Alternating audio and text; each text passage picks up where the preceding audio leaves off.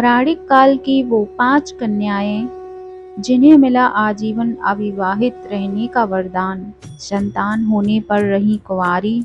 क्या आपने कभी ऐसी स्त्री के बारे में सुना है जो विवाहित होने और संतान के जन्म के बाद भी कुंवारी हो?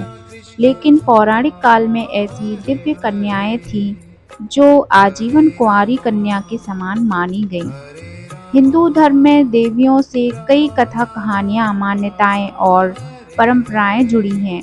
कभी माँ दुर्गा के रूप में राक्षसों का संहार, कभी सीता बनकर अग्नि परीक्षा, देवी सावित्री जिसकी शक्ति के सामने तो स्वयं यमराज को भी घुटने टेकने पड़ गए, तो कुछ ऐसी भी देवियां हुईं जिसके पतिव्रता की मिसाल आज भी दी जाती है। लेकिन पौराणिक समय में ऐसी 5 कन्याएं थीं जो विवाह के बंधन के बंधने के बाद और संतान को जन्म देने के बाद भी कुंवारी कहलाती हैं। इन्हें 5 कन्या या पौराणिक समय की दिव्य कन्याएं कहा जाता है। जानते हैं इन 5 कन्याओं के रहस्य के बारे में। तो पहली देवी हैं देवी अहिल्या।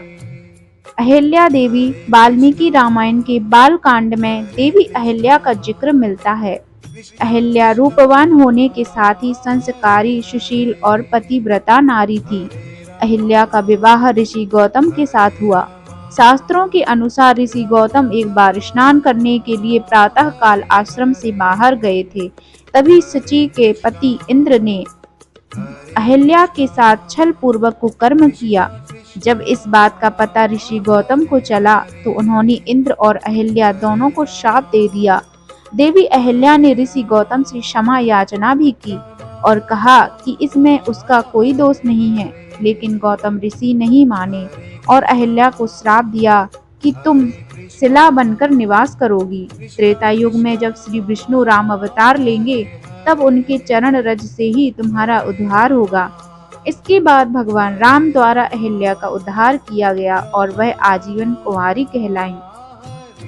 द्रौपदी देवी हैं। शास्त्रों के अनुसार द्रौपदी का जन्म यज्ञ से हुआ था। द्रौपदी सुंदर, धीरजवान और पवित्र महिला थी। कहने को तो द्रौपदी 5 पांडवों की पत्नी और 5 पुत्रों की माता थी, लेकिन इसके बावजूद द्रौपदी सदा कुंवारी कहलाईं। दरअसल जब द्रौपदी का चीरहरण हो रहा था, जब श्री कृष्ण ने उसकी लाज बचाई थी, कहा जाता है कि भगवान श्री कृष्ण ने ही द्रौपदी को सदा कुंवारी बने रहने का वरदान दिया था। तीसरी देवी है मंदोदरी। लंकापति रावण की पत्नी मंदोदरी को चिर कुंवारी भी कहा जाता है, जो कि राक्षस राज मयासुर और हेमा की पुत्री थी। मंदोदरी की मां हेमा अप्सरा थी, लेकिन पिता राक्षस कुल के थे। इस कारण मंदोदरी अत्यंत सुंदर और आदि दानव थी। रावण से विवाह का वरदान मंदोदरी को भगवान शिव से मिला था। रावण से विवाह के बाद मंदोदरी ने अक्षय कुमार, मेघनाथ और अतिकाय जैसे पुत्रों को जन्म दिया। मंदोदरी को चिर कौमार्य का वरदान प्राप्त था, इसलिए पुत्रों को जन्म देने के बाद भी उसका कौमार्य भंग नहीं हुआ। चौथी देवी आती हैं तारा। तारा समुद्र मंथन से निकली अप्सरा थी। तारा का विवाह बाली के साथ हुआ। बाली के भाई सुग्रीव ने छल से उसका वध कर दिया तो तारा ने श्री राम को कोसते हुए श्राप दिया कि जब वह भी अपनी पत्नी सीता को पाने के बाद खो देंगे। साथ ही तारा ने यह भी कहा कि अगले जन्म में बाली के हाथों ही राम की मृत्यु होगी।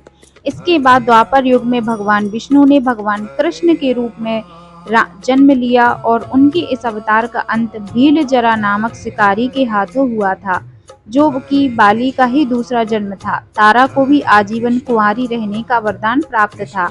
पांचवी देवी आती हैं कुंती। कुंती महल में आए महात्माओं की सेवा करती थी। एक बार महल में ऋषि दुर्वासा आए हुए थे। कुंती के सेवा सत्कार से ऋषि दुर्वासा प्रसन्न हुए और कहा कि पुत्री, मैं तुम्हारी सेवा से प्रसन्न हुआ हूँ, इसलिए तुम्हें एक मंत्र देता हूँ। इस मंत्र से तुम जिस देवता का स्मरण करोगी वह तत्काल सामने प्रकट होकर तुम्हारी इच्छा पूरी करेंगे। कुंती का विवाह हस्तिनापुर के राजा पांडु से हुआ, लेकिन पांडु को यह श्राप मिला था कि अगर वह अपनी पत्नी कुंती को स्पर्श करेंगे तो उसकी मृत्यु हो जाएगी। लेकिन उन्हें इस बात की चिंता रहती थी कि उसकी मृत्यु के बाद कुरु वंश समाप्त हो जाएगा। कुंती को ऋषि दुर्वासा अद्भुत मंत्र प्राप्त था, जिससे कुंती ने धर्मदेव से युधिष्ठिर, वासुदेव से भीम और इंद्रदेव से अर्जुन के पुत्र के रूप में प्राप्त किया।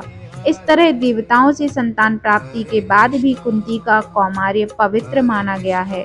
तो ये थी वो पंचकन्याएं जो कि हमारी पौराणिक कथाओं में इनका वर्णन एक कुंवारी कन्याओं के रूप में दिया गया है, जो कि आजीवन कौमार्य ही रहीं। तो आज की हमारी कहानी यहीं तक थी। आपको आई होप पसंद आई होगी। अगर आपको मेरी ये स्टोरी अच्छी लगी हो तो मेरे चैनल को सब्सक्राइब कीजिए ऐसी ही और ही इंटरेस्टिंग कहानियाँ और पौराणिक कथाएं सुनने के लिए, और बेल आइकन को प्रेस करना ना भूलिए ताकि मेरी हर एक इंटरेस्टिंग वीडियो आपको मिलती रहे। जय माता दी। राधे राधे।